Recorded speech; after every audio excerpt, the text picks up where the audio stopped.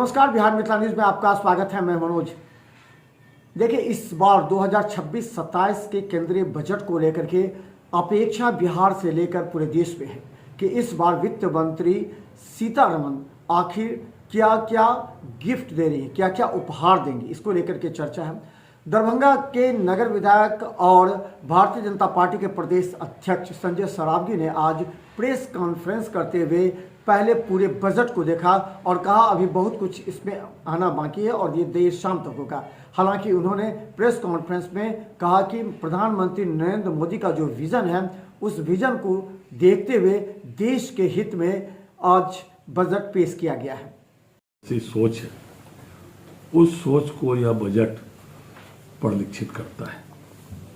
माननीय प्रधानमंत्री जी देश की आकांक्षाओं के आम लोगों के अनुरूप यह बजट निर्मला सीतारमण जी द्वारा प्रस्तुत किया गया है। इसमें महिलाओं के सशक्तिकरण के लिए, नौजवानों को आगे बढ़ाने के लिए, किसानों को के आय को बढ़ाने के लिए और गरीबों के कल्याणकारी बजट यह है। इसके लिए मैं प्रधानमंत्री जी का पुनः आभार प्रकट करना चाहता हूं। इसमें जब हम बोलते हैं कि महिलाओं को और सशक्त करने के लिए, तो माननीय प्रधानमंत्री जी ने जो लखपति दीदियों को की एक बात कही थी और लगातार देश में और बिहार में दीदियां लखपति हो रही है, तो इसमें स्वयं सहायता समूह, आजीविका स्वयं सहायता समूह जो बिहार में हमारी हम लोग जीविका स्वयं सहायता समूह के नाम से जानते हैं,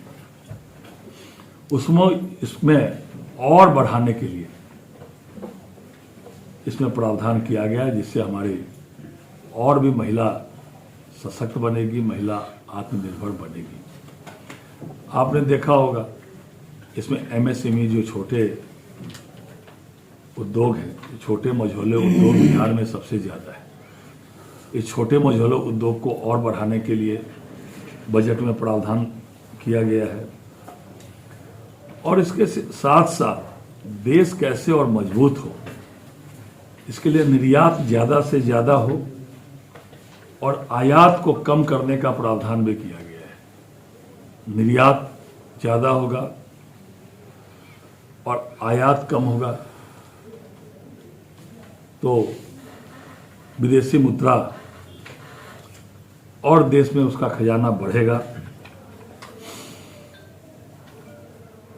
और आपने यह भी देखा होगा कि जो गंभीर बीमारियां हैं, उस बीमारियों को कि दवा को भी सस्ता करने का प्रस्ताव बजट में दिया गया है।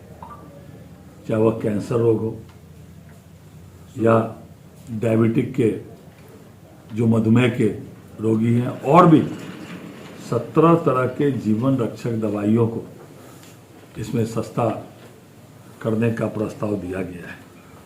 इसके साथ साथ जो रोज़मर्रा की वस्तुएं हैं, हम रोज़मर्रा की चीज़ें बोलते हैं, जो आवश्यकता है, उसमें मोबाइल फ़ोन हो कि मोबाइल फ़ोन में उपयोग होने वाली बैटरी हो या जूते हों, कपड़े हों, इनको भी और सस्ता करने का प्रावधान इस बजट में किया गया है। और आधारभूत संरचना में कई तरह के प्रावधान किए गए। पशुपालन की दिशा में कई प्रावधान किए गए। और जब हम बोलते हैं कि किसानों के लिए, किसानों को आय बढ़ाने के लिए, गरीब कल्याण के लिए, निम्न मध्यम वर्गीय परिवार को और आगे बढ़ाने के लिए इसमें कई तरह के प्रावधान किए गए हैं। तो मैं एक बार पुनः माननीय प्रधानमंत्री जी के जो नेतृत्व में आदरणीय वित्त मंत्री जी ने, जो निर्मला सीतारमण जी ने जो यह बजट पेश किया है, यह देश की और राज्य के आकांक्षाओं के अनुरूप है। देश और सशक्त बनेगा।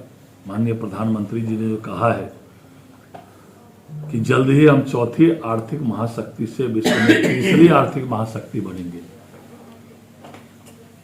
तो इसमें भी देश की अर्थव्यवस्था और मजबूत हो, यह दूरदर्शी सोच प्रधानमंत्री जी की है कि विश्व के सनय सनय हम पहले चौथी आर्थिक महाशक्ति और चौथी सैन्य शक्ति हमारा देश बना और अब तीसरी आर्थिक महाशक्ति की ओर हम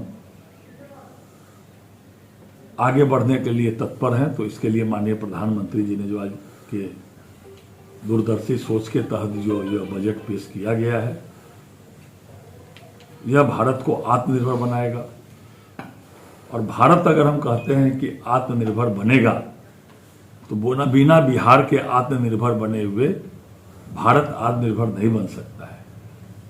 तो भारत को आत्मनिर्भर बनाने का जो लक्ष्य है, जो इस बजट में प्रावधान किया गया है, तो निश्चित रूप से वह प्रावधान बिहार के लिए भी हुआ है। बिहार के गांव को, बिहार के किसानों को, बिहार के मजदूरों के लिए, बिहार के नौजवानों के लिए और बिहार के महिलाओं के लिए को सशक्त करने का यह बजट है।